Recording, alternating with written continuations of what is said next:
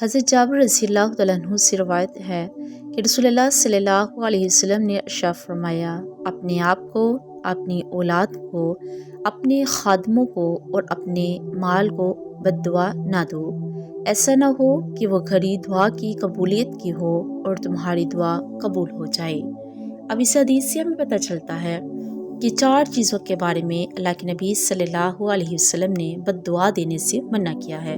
سب سے پہلے کہ اپنے آپ کو یعنی اپنی ذات کو برا بھلا نہ کہو، اپنی ذات کے لیے موت کی بد دعا نہ کرو، اپنی اولاد کے لیے بھی موت کی بد دعا نہ دو، اپنے خادموں کو اور اپنے مال کو بھی برباد ہونے کے لیے یا ان کی موت کے لیے بد دعا نہ کرو، کیونکہ دن کی کوئی ایسی گھڑی ہوتی ہے جو قبولیت کی ہوتی ہے کہ یہ ایسا نہ ہو کہ تمہارے منہ سے نکلے ہوئے الفاظ وہ قبولیت کی گھڑی میں قبول ہو جائیں اور پھر یہ انسان پچھتانے کے علاوہ کچھ بھی نہ کر سکے۔